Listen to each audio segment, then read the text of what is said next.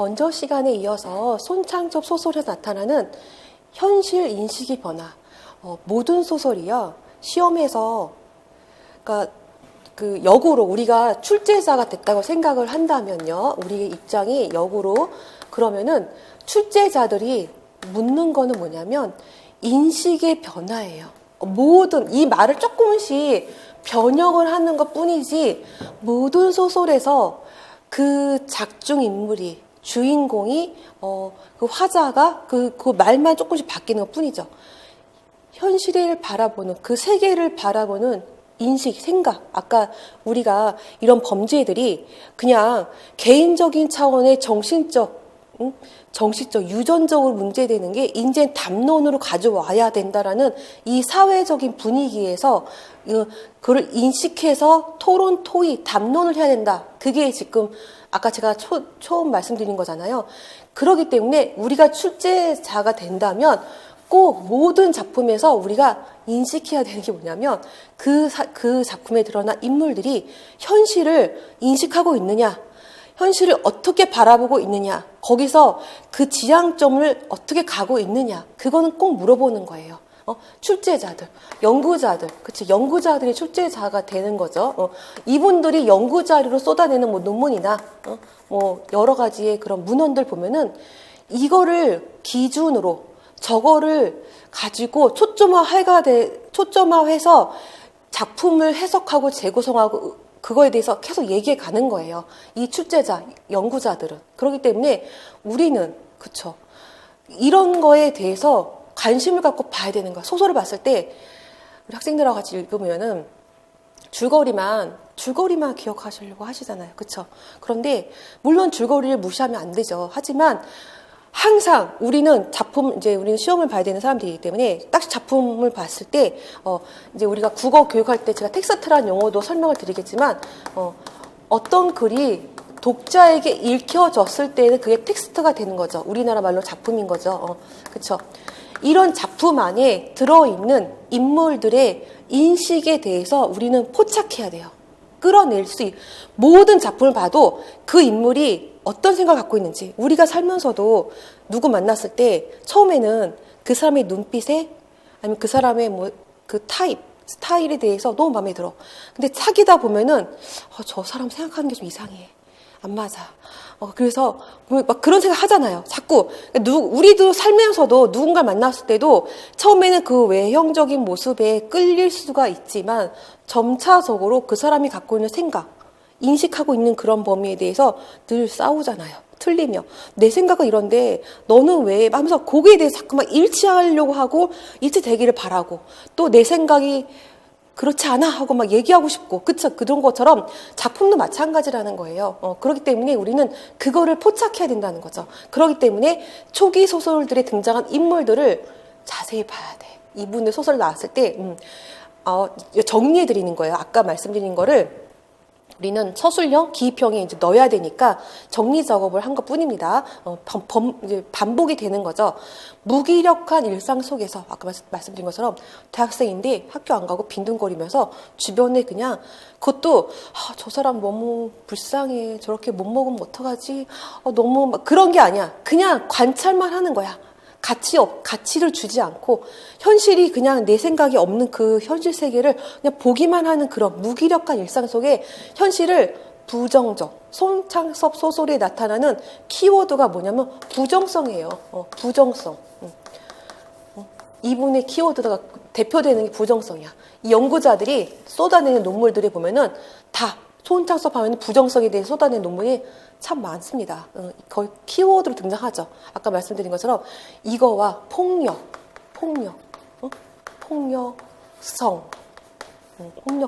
그리고 여러 가지 키워드가 이제 제가 말씀드리면서 이제 드러날 건데, 거기 향락도 들어갈 수가 있고, 그다음에 사라지는 매개자, 그다음에 사라지는 매개자가 또 뭔지 또 드러날 겁니다. 향락, 아까 말씀드린 향락도 그렇고 다 드러날 거예요. 이렇게 슬라이드 내려가면서 무기력한 일상 속에서 현실을 부정성의 시선으로 바라봐요.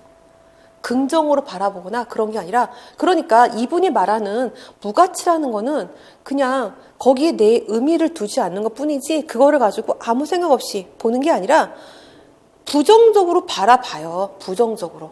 그래서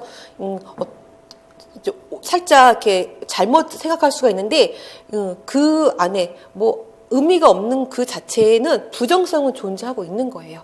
현실은 주체 자신을 포함하여 모두가 나도 그렇고 아까 말씀드린 이 세계, 나를 포함한 이 세계도 가치를 두지 않는 그냥 시선 자체가 부정이야. 그냥 부정. 인간이기보다는 차라리 목석이길 희망한다는 그런 게 작품 안에 들어가 있는데 그런 관점. 그래서 이 소설의 관점에 대해서 뭐 말을 하라 그러면은 관점이란 말도 상당히 늘 나오는 시험 중에 하나죠. 그쵸? 관점. 그쵸? 시점도 제가 설명회 할 때 살짝 말씀을 드렸는데 시점을 도입하게 된 배경, 시점이 왜 있어야 되는 건지 말을 했으면 드렸는데 문학사 하면서 다시 거론을 할 거예요. 그래서 이런 것들은 늘 나오는 것들 시험 중에 하나죠. 초기 소설의 분위기를 지배한다 하는데 초기 소설의 분위기를 지배하는 이 작품의 관점에 대해서 서술하라 하면은 뭐야? 부정성이잖아요. 그쵸? 역으로 이 자체를 가지고 여러 가지 문제를 만들 수가 있는 거에서 만일에 선생님 저는 너무 어려워요. 손자소설이 너무 어렵고요. 두려워요. 그렇게 말하는 분들 많았어요. 네, 그럴 때 제가 계속 이런 걸 가지고 응용화해서 문제를 만들어서 맞춤형, 그분에게 맞는 맞춤형 문제풀이를 드리겠다고 설명회 때 말씀을 드렸고요. 또 성적인 요소가 계속 드러나. 성적인 요소 드러나고 하는데 초기 소설에는 그냥 갖고만 있지 그게 문제가 되거나 그 자체로 인해서 파국이 되거나 그러진 않아요. 그냥 시선에 감춰놓을 뿐 그냥 감춰놓는 성적인 요소가 여기서는 어떻게 된다? 주변적인 위치에 배치된다. 이런 것도 좀 나올 수 있죠. 그런데 후기로 넘어가면서 이게 서사의 중심으로 가요. 그런 것도 물어본다는 거죠. 시험에서는. 성적인 관계가 나타나지만 주체가 성적인 욕망을 가지고 있지 않거나 욕망 자체를 가지고 있지 않거나 아니면 할 수 없는 그런 존재로 인물이 드러나요. 보면은 내가 그 금순이하고 결혼을 하는데 그 남녀의 관계가 이상적인 관계가 이루어질 수 없다면 현실에서 이루어질 수 없다면 그 남녀의 그 성관계도 금지되어야 한다라고 주장하는 입장으로 갑니다. 그렇게 초기 소설에서는 현실에서 이상적인 관계가 남녀의 이상적인 관계가 이루어지지 않으면 성욕도 금지되어야 돼 그렇게 말하고 있습니다. 그래서 성적인 관계가 나타나지만 주체가 성적 욕망을 가지지 않거나 못하는 그런 인물로 드러나요. 그런 점에서 성은 서사의 지배적인 요인이 아닌데 후기로 가면서는 서사의 중심에 놓인다는 거 차이 그것도 시험 나올 수 있다는 거 강조드리고 주체가 상징적 관계 내에서 자리하는 방식을 물어보는 게 나와요. 이게 시험에 이렇게 나온다 그럼 덜컥 어려워요. 상징이란 말은 우리가 시에서 많이 들었던 건데 여기서 주체란 말이 그냥 작중 인물이야. 근데 자꾸 우리 출제자들은 좀 이렇게 말을 바꿔서 내는 방식을 좀 취하시고 계시잖아요. 그래서 이거를 그냥 풀이한다면 인물이 좀 있으면 이제 뭐냐면 교회당이 나오고 유다가 나올 거예요. 유다가 나올 건데 이런 대상들이 무엇을 상징하는 거냐 그 말을 갖고 있는 거야. 근데 이 주체가 이 상징적인 관계 내에서 어디에 자리하고 어느 생각을 가지고 이런 대상을 바라보고 있느냐 풀이를 한다면 그런 건데 우리 출제위원들은 또 이제 어렵게 말을 바꾼 것 뿐인 거죠. 이렇게 나올 수 있다라는 것. 의미론적 차이가 존재해. 아까 우리 초기와 후기 소설에서 보면은 연구자들이 그런 말 합니다. 이 소설에 그 의미론적 차이가 존재하는 게 아닙니까? 하면서 연구 자료를 쏟아내고 있는 거죠. 그래서 형식적으로 취해진 긍정성의 도입. 이게 뭐냐면 아까 그 잉여 인간을 계기로 그거를 기점으로 요 작품을 기점으로 초기와 후기로 나눠진다고 했잖아요. 잉여 인간의 서만기가요. 유일하게 손찬호 소설에서 긍정성을 갖고 있는 인물로 나옵니다. 긍정성. 이분의 소설은 부정성으로 지배되고 있는, 전체적인 분위기는 부정성이 지배되고 있는데, 물론 세계를 바라보는 인식은 변하지 않아요. 세계를 바라보는 인식은 그대로 부정성이에요. 그런데 형식적이란 말이 나오는데, 우리가 이 분노라는 키워드가요, 정신적인 거로 옮겨갔다고 했잖아요. 원시적에서는 이 물리적, 나의 신체적인 거에 가해졌을 때 막 분노를 느꼈는데, 이제 그건 국가적인 차원으로 갔고 정신적인 차원으로 옮겨가면서 이게 관념이 되는 거죠. 정신이니까 관념으로 자리 잡는단 말이에요. 이 관념이란 말을 다시 바꿔서 말을 한다면 추상이란 말도 될 수 있고 형식이란 말도 될 수가 있어요. 그래서 그렇게 바꿔서 시험에 나오더라도 같은 요 맥락이 있다라는 거 기억해 주시고, 이 서만기라는 이상적인 존재가 잠시나마 긍정성을 갖고 와. 그런데 이게 형식적이란 말이야. 추상적이고 관념적이고 형식적이라는 거예요. 그렇기 때문에 이 모습이 그 모든 인물을 이렇게 정말 내면까지 이렇게 포용하고 그렇지는 않는다는 거죠. 그러면 이 서만기의 모습이 어떤 양상으로 또 펼쳐질 거란 말이에요. 더 내려가면 볼 거고, 이 형식적으로 취해진 긍정성의 도입이란 말이 이 서만기의 인물을 통해서 드러내요. 그게 주체, 서만기라는 주체가 긍정성이라는 상징적 자리에서 표현하는 거죠. 그 말을 조금 이렇게 어렵게 말을 하고 있는 거예요. 이런 말이에요. 서만기가 긍정성을 가져와. 그게 뭐냐면 아까 말씀드린 건 천봉호하고 천봉 무기력한 인물을 유용화시킨, 형상화시킨 인물, 최익준 인물이 있는데, 이 사람도 사회 문제에 유일하게 관심 갖는 사람이야.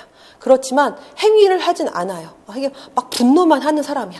그런데 이 사람들의 문제를 다 수렴해. 이 서만기가 문제들을 다 수렴하는 역할, 그 역할을 보고선 긍정성이 도입됐다고 하는 거예요. 그래서 서만기의 주체라는 서만기가 갖고 있는 상징은 긍정성이고, 이 사람이 자리하는 방식이 뭐라고요? 긍정성 도입으로 이 인물들의 문제들을 수렴해 가는 거예요. 그렇게 풀이할 수가 있다는 거죠. 이후 소설들에서 성적인 관계는 아까 말씀드린 것처럼 서사의 전면에 등장해. 초기에는 그냥 시선에 가둬두거나 욕망을 못하거나 가지고 있지 않은 인물로 등장하다가 후기에 와서는 전면에 등장한다는 것, 자리하는 방식이. 그래서 그 인물들이 성폭력을 하고 폭력을 하고 하는 식으로 서사라는 건 갈등, 그쵸? 사건이 이루어지면서 갈등이 거기에 이제 개입이 되는 거잖아요. 거기에 그 전면에 등장하는 겁니다. 세계에 대한 부정적인 인식은 그대로 부정적이에요. 그렇지만 이 행위, 이 주체자들, 인물들의 행위는 성과 폭력을 통해서 이 부정성을 현실 속에 실행해버려, 구현해낸다. 라고 나올 수 있겠지만, 아까 말씀드린 것처럼 액팅 아웃, 그냥 행위를 해버리는 거예요. 그래서 이 성과 폭력이라는 이 말 자체가 기입형으로 나올 수가 있고, 이게 상징하는 게 무엇인가, 그쵸? 상징적 관계라고 말씀을 드렸잖아요. 무엇인가를 생각하면서 작품을 보셔야 된다는 거죠. 작가 자신의 그 왜곡된 형상이 뭐냐면, 서만기는 외모도 되게 이렇게 막 해사한 미소, 완벽한 키도 그렇고 외모도 그렇고 뭐든지 다 정신적인 영역, 갖고 있는 능력, 외모 완벽한 인물로 다 묘사가 됩니다. 그런데 신의 이작에서 보면은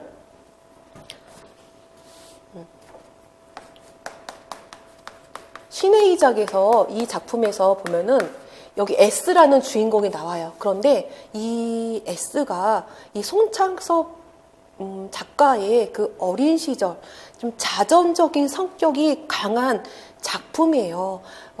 이분이 아버지가 안 계시고 어머니와 조모와 살았는데, 이 작품에 그냥 드러나요. 좀 이따 작품 잠깐 살짝 보여드릴 건데, 어머니와 이 작가와 조금 과잉된 애정 관계가 있어요. 그런 게 드러나고, 그래서 여기에 표현되는 이 S의 외형이나 정신적인 모습은 이 서만기와 완전히 대조되는 모습. 거의 기형적인 모습으로 이 S의 외형과 서만기의 외형이 대비돼서 나옵니다. 그런데 이 S는 손창섭 자신이라는 자전적인 성격을 좀 밝혀요. 그래서 삼류 작가인 손창섭이라고 아예 그 작품 안에 드러내버립니다. 그렇게 나오는데 이거는 작품할 때 잠깐 말씀을 드리겠지만 이 신의 의자에서 S, 이 주인공이 S인데 이 기형적인 외모, 유전적으로 나는 피해자, 그런 기형적인 그런 왜곡된, 외형된 성상 이런 말들이 다 S의 이런 표현에 다 드러나요. 이 S의 외형적인 묘사에 다 드러나요. 그래서 허황된 민족주의자의 모습이 뭐냐면 그 민족과 국가와 민족을 위해서라면 하고 타이틀을 걸어 놓는데 내가 하는 폭력이나 이런 것들은 다 국가를 위한 민족을 위한 복수행위야 하고 그렇게 돌려버리는 거야. 그렇게 자기의 그런 거를 그렇게 돌려버려요. 그런 행위를 하는 모습으로는 성폭력과 폭력이 중요한 의미를 가지고 있어요. 그 안에서. 근데 그런 행위들을 이런 모습으로 그냥 치환해 버리는 거예요. 그런 것도 이제 상징적 관계에서 자리하는 방식으로 했을 때 그 작품 보면서 다시 한번 말씀을 드릴 거고, 현실에 대한 분노, 자신에 대한 분노를 그렇게 왜곡된 형상 속에서 그냥 내가 숙명적으로 나는 가해를 하는 사람인데도 숙명적으로 난 피해자라는 그런 생각을 가지고 있으면서 그런 외형적 묘사를 통해서 그냥 그거를 묵인해버리는, 은폐해버리는, 그렇게 갑니다. 이 S라는 인물의 그 표현 묘사가 갖는 의미는? 하고 물어본다면 이 왜곡된 형상 속에서 그냥 이런 자기의 그런 행위들을 은폐되는 그런 장치로 가져오는 거예요. 그것도 다시 문제화해서 다시 한번 말씀을 드릴 거고, 초기 소설과 이후 소설, 부정성의 의미 차이를 그럼 유발하는 것은 무엇인가? 라고 또 나올 수가 있겠죠. 시험에서.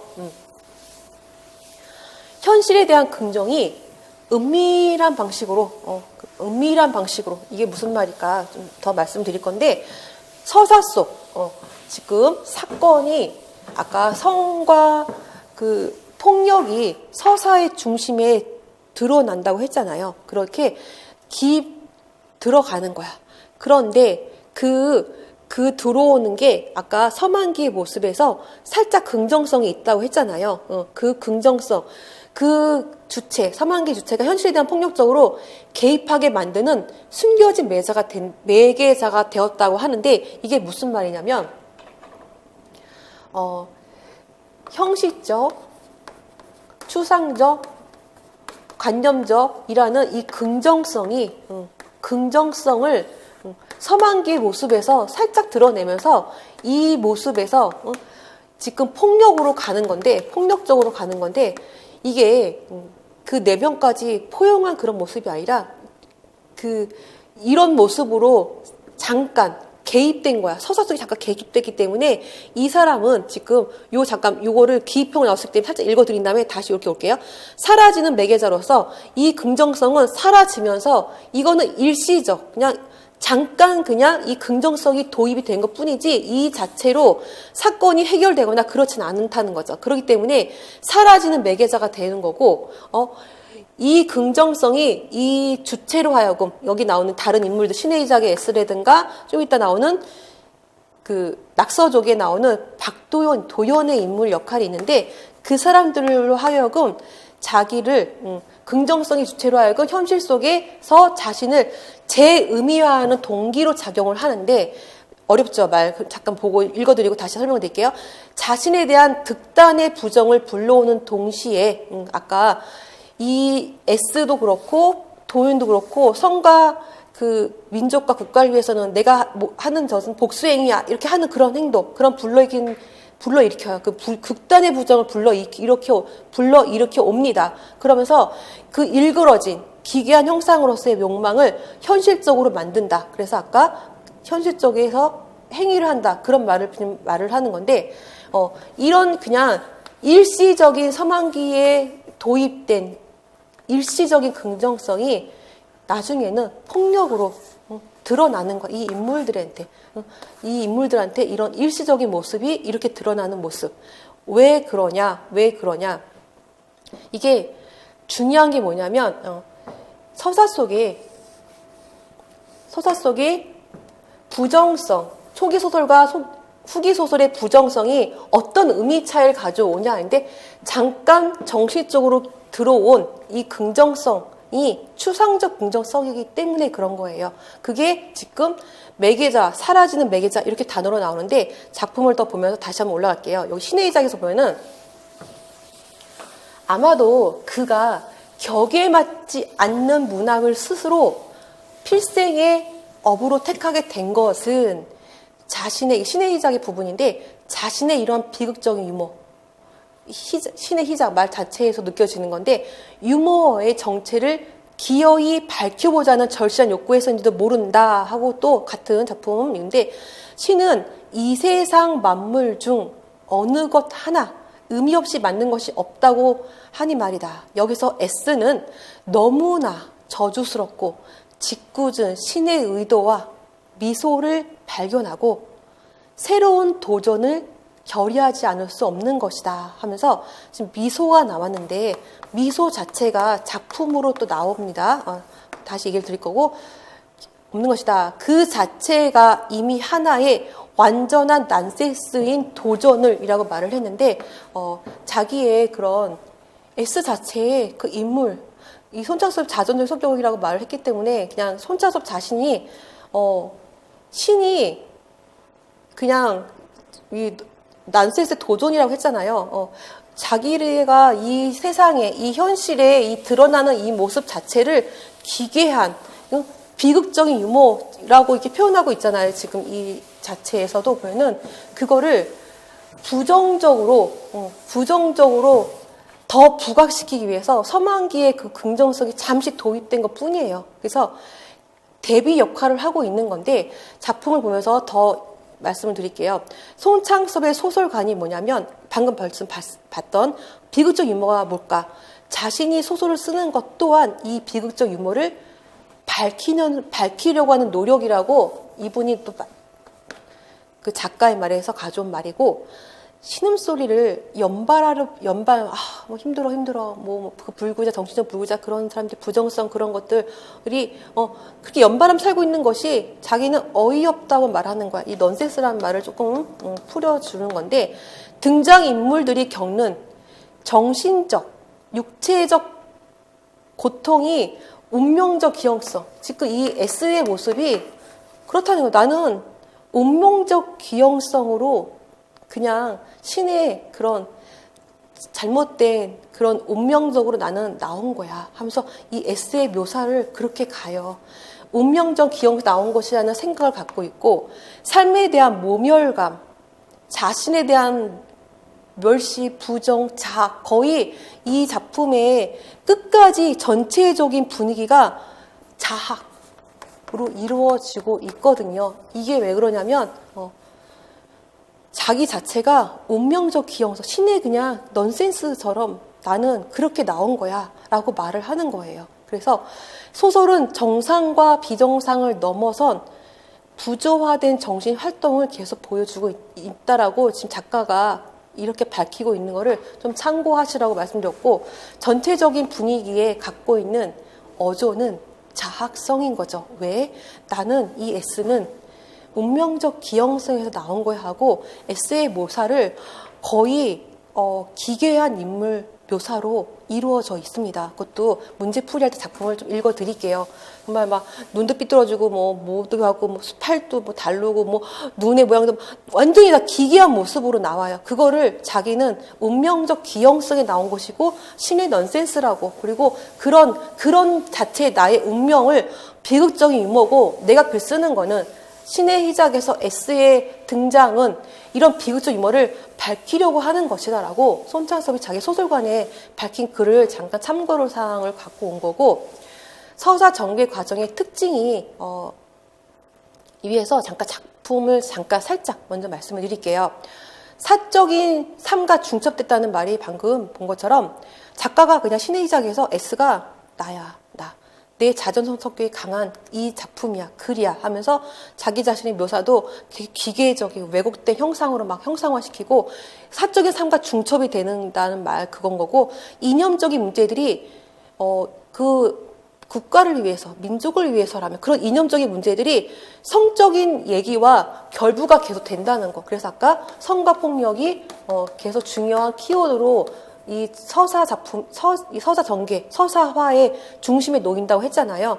공휴일로 등단을 했고, 여기서도 보면 도일이 금순과 결혼을 계속 피해는데, 도일은 금순한테 금순과 이상적인 관계가 되지 않으면 뭐 성적 관계도 난 할 수 없어, 막 금지해야 돼, 막 그렇게 말하는 이 작품이 여기에도 드러나고 있고, 성적인 담론가 결부되고 있다는 걸 좀 고의 맥락을 통해서 좀 잠깐 볼게요. 원구가 동옥을 바라보는 상황도 그렇고요. 비 내리는 날 우리가 교과서에 실린 작품 미해결의 장에서도 보면은 52, 53, 55, 56, 56 다 그 당시 작품이에요. 우리 전쟁 끝난 지 얼마 안 돼. 그래서 몸을 파는 광순에게 의지하는 나의 무력한 모습.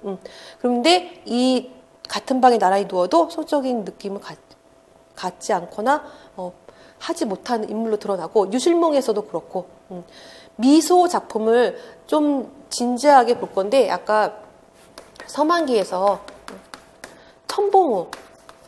천봉우가 간호사는 이 서만기를 좋아하는데, 천봉우는 간호사를 흠모한다고 하면서 시선을 막 너무 끈질기게 막 보니까 간호사 막 되게 섬찟하고 막 놀래하고 막 그러는데, 이 천봉우에 보면 이 천봉우의 여기 이 사람과 순결한 여자의 뒤를 쫓는 나하고 거의 같은 위치에 자리해요. 여기에 나가 지금 이제 더 내려가면은 유다와 교회당의 모습, 교회당이 상징하는 모습으로 해서 설명을 다시 드릴 건데, 미소 작품도 56년도 작품입니다. 다시 설명을 드릴게요. 이거는 서사 전개 과정의 특징이 어떻다? 사적인 삶과 중첩되고 이념적인 문제들이 뭐와 결부된다? 성적인 담론과 결부된다. 요 키워드를 요 작품에서 이런 인물을 통해서 드러내고 있다라는 것을 말씀드리려고 잠깐 정리해드린 거고, 미소 작품을 잠깐 볼게요. 미소 작품은 이 천봉우를 기저로 해서 이 미소 작품을 이렇게 연결해서 보고, 천봉우와 미소 작품의 나와의 그 위치한, 자리한, 역할, 기능을 서술하라 하고 나올 수 있기 때문에 같이 연결해서 보는 연습을 해볼게요. 그래서 미소가 56년도 작품이고요. 5편의 서신으로 구성된 단편이에요. 또 같은 질문인데, 주인공이 현실에 어떤 자리에 서 있는가? 계속 주인공이 현실, 세계, 거기서 어떤 모습으로 있는가, 그게 중요한 문제라고 했잖아요. 자신을 유다라고 간주하는 관점, 또 그러니까 나가 어떤 미소가 아름다운 여자를 좋아서 막 쫓아다녀. 그런데 그 여자한테 가면 그 여자 흠칫 놀라서 뒷걸음을 딱 치는 거예요. 그래서 그 여자가 놀라가 교회당으로 딱 들어갔어. 했더니 쫓아서 들어갔는데 교회당 사람들을 통해서 내쳐지는 거지. 교회당 사람들이 끌고 나오는 거죠. 그 내쳐지는 그런 상황들. 그럼 나는 유다. 그 신을 부정하면서 신을 존재 오히려 드러내게 되는 그런 유다를 자기가 하는 관점, 이런 것들. 이것도 작품 줄거리 말씀드리면서 자세히 풀 건데, 문제풀이할 때 다시 풀 건데, 지금은 주인공이 현실, 세계를 통한 나의 위치가 어떻게 되는지 그거에 중점적으로 볼게요.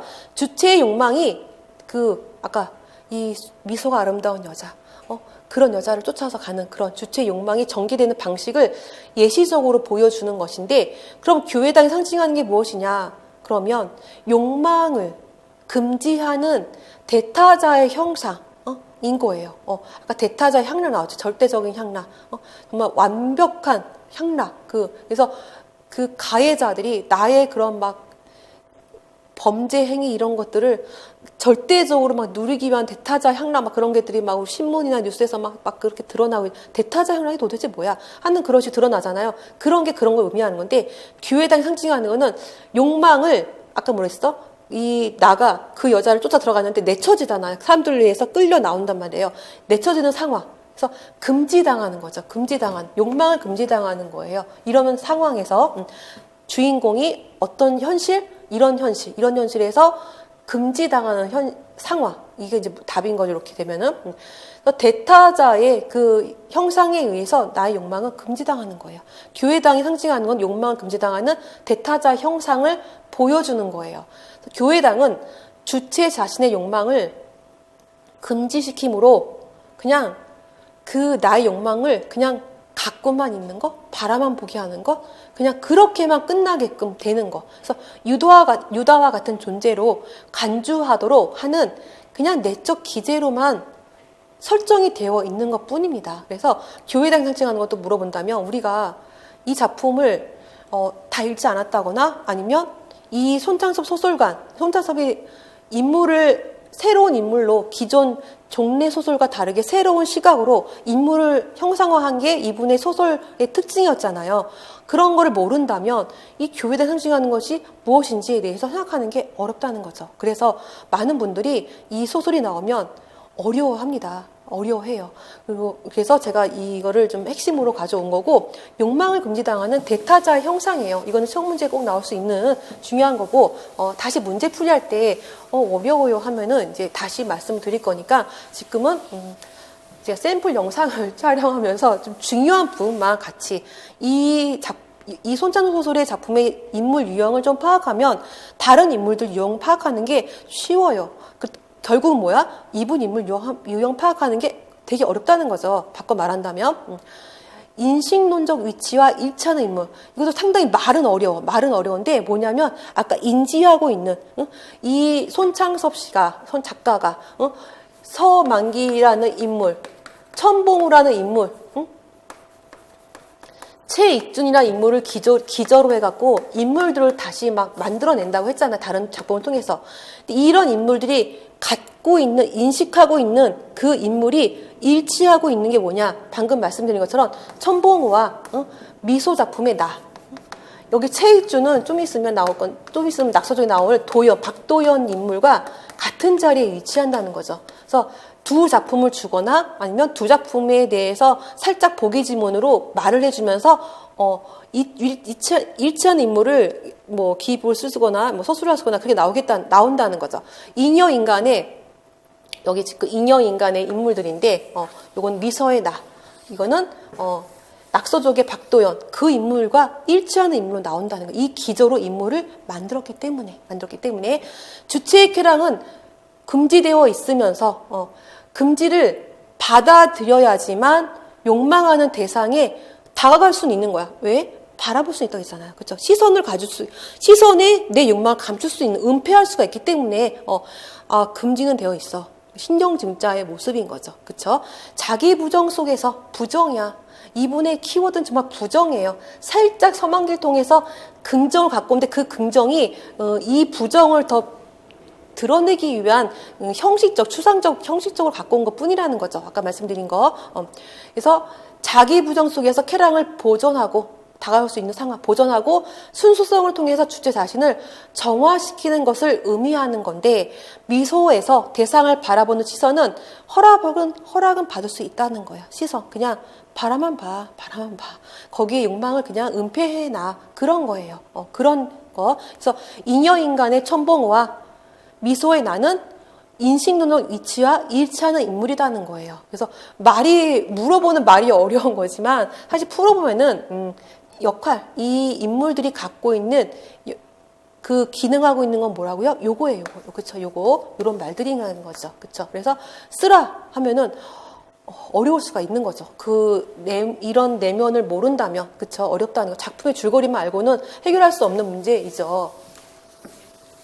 길에서도 보면은 시골 청년 성칠이가 서울에 올라와서 겪게 되는 성적 유혹에 윤리적 타락의 관점에서도 또 드러내고 있고, 유맹이라는 작품 68년, 76년, 아까는 대부분 다 초기 작품은 52, 53, 55, 56 그런 작품이었는데 후기 작품이 인증 거죠. 결국은 68, 76이니까 여기서 유맹에서도 보면은 민족적 후기 작품에 보면 아까 국가와 민족을 위해서 내가 저지르는 모든 범죄, 그런 행위는 복수 행위야, 막 그렇게 말하는. 그래서 민족적이란 말이 좀 많이 나오는데 정체성을 고민하는 성기인데 여기서는 자살을 합니다. 근데 동기가 여기서 나타난 이념이 허황된 이념이라 말씀드린 게 뭐냐면 이 이념을 앞세우고선 자기 행위 그런 게 이 이념을 정말 이념이 정당화될 수 있는 행위는 아닌 거예요. 그래서 허황된 이념이라 말씀드리는 건데 자살하는 동기가 뭐냐면 일본인 여자친구가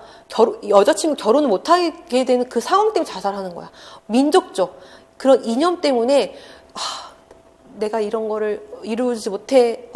그런 게 아니야. 그런 게 아니야. 그냥 이 성과 관련되는 그냥 일본인 여성과 일본 여자친구가 결혼하지 못하는 상황 때문에 자살하게 되는 그런 거에 간다는 거죠. 이게 지금 키워드가 뭐냐면 인신노적 위치와 일치하는 인물들을 보는 건데 인형 인간의 선봉과 미소에 나 보면서 요 잠깐 후기 작품을 잠깐 말씀드린 건데 여기에 대한 설명도 더 자세히 이어갈 건데 손차섭 씨는 아까 말씀 22년에서 10년 동안 평양 출생이시고요.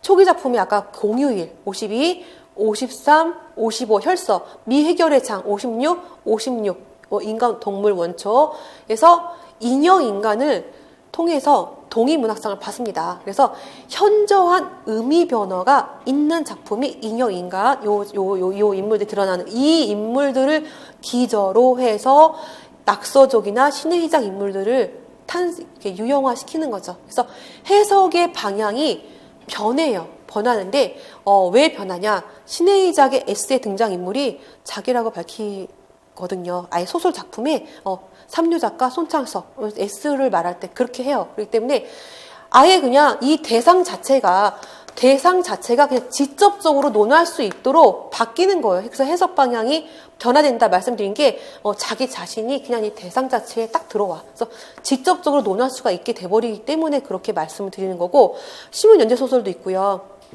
역사 소설도 있고요. 그다음에 장편, 유맥 76년도 작품도 있습니다. 이런 작품들은 이제 문제풀이 하면서 또 작품 하면서 현대 소설을 시 끝나고 할 때 다시 설명을 드릴 거예요. 지금 송찬섭 씨 작품을 그냥 전체적으로 한번 보는 거에 의미를 갖고 있는 건데 잉여 인간의 인물 형상화의 의미를 다시 한번 볼게요. 서만기 중요한 인물이고 왜냐?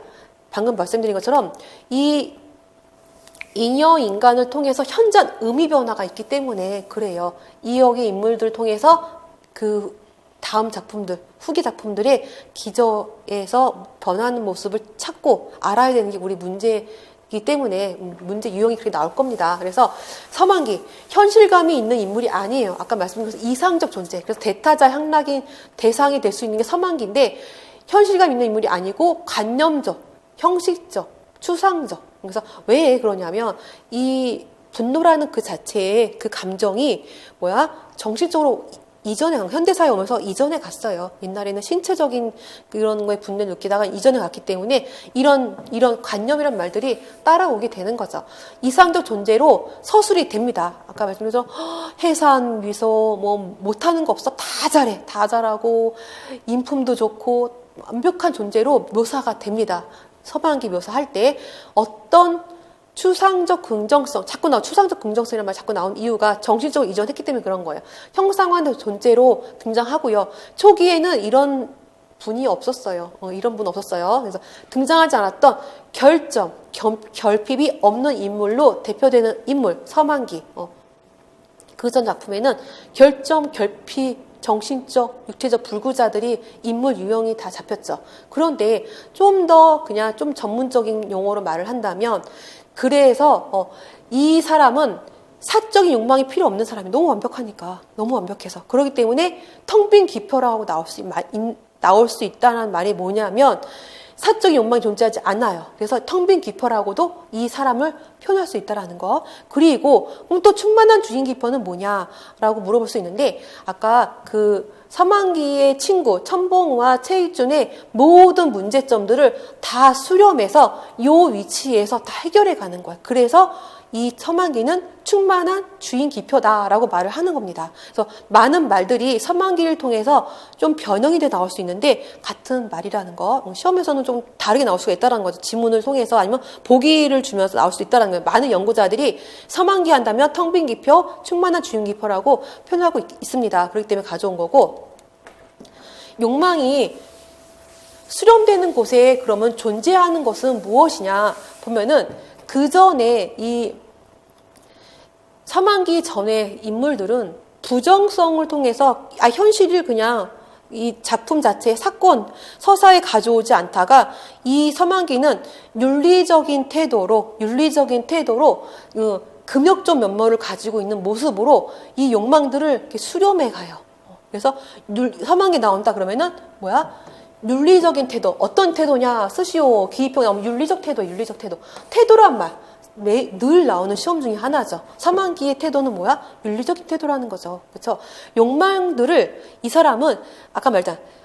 간념적 긍정성, 추상적 긍정성, 형식적 긍정성. 그런 말이 뭐냐면 그런 것들을 윤리적으로 긍정성이니까 윤리적으로 수렴해 가요. 최만식과 그 천범우와 최익준의 그런 문제들을 수렴하는 게 어떻게 한다? 윤리적 이상을 통해 수렴해 간다. 긍정성이니까. 이 서만기의 상징은 긍정성이니까. 서만기는 인물들의 문제를 사회 현실의 문맥에서 해결하지 않아요. 이 사람은 어떻다? 대타자잖아. 그쵸? 완벽한 사람이야. 자기 자체, 그냥 자기 자신에 있는 완전성으로 통해서 이것도 기입형 서술로 나올 수 있는 중요한 키워드예요. 완전성을 통해서 하지 사회 현실 문맥에서 해결한 사람은 누굴까요? 좀 이따가 이게 해결이란 말 자체가 너무 좀 광범위한데 사회 현실의 문제에 그냥 그 반응하는 사람이 최익준이었어. 근데 최익준을 행위하게 하는 사람은 이제 박도연, 낙서적에 나오는 박도연으로 이제 대치가 되는 거죠. 사회적인 문제, 이런 말들이 되게 중요해요. 그 인물이 자기 안에서, 자기 문제 안에서만 살고 있는 건지, 아니면 사회적 문제로 나아가고 있는지, 사회적 문제로 담론하고 있는지, 그런 걸 물어보는 게 또 우리 시험이잖아요. 그렇죠? 사회적인 문제의식은 존재하지 않아. 어떻게 한다? 자기 자신에 있는 완전성을 통해서 문제를 수렴하고 그걸로 통해서 해소를 하는 것 뿐이에요. 근데 어떤 태도라고? 윤리적인 태도라고. 그래서 긍정적인 세계를 모색하는 인간상. 그러면 서만기의 인간상은 뭐라고? 긍정적인 세계를 모색한다. 그것도 시험 나올 수가 있겠죠. 시선이 모이는 곳에 존재해. 이게 무슨 말이냐면 시선이란 말이 상당히 많이 나왔잖아요. 그동안. 뭐냐면 아내도 서만기만 바라보고 처제도 서만기가 형부인데 되게 좋아해요. 그리고 은주, 처제 이름이 은주고 봉우처도 아까 말씀드렸죠. 봉우처도 봉우를 좋아하는 게 아니라 서만기를 향해 가 있고 간호사 인숙도 봉우가 좋아하는 인숙도 서만기를 향해 가 있고 그래서 이 서만기한테 모든 시선이 집중돼. 왜? 그 시선 속에 자기의 욕망을 감춰야 되니까. 그쵸? 여기까지 하고 다음 시간에 이어서 또 진행을 할게요.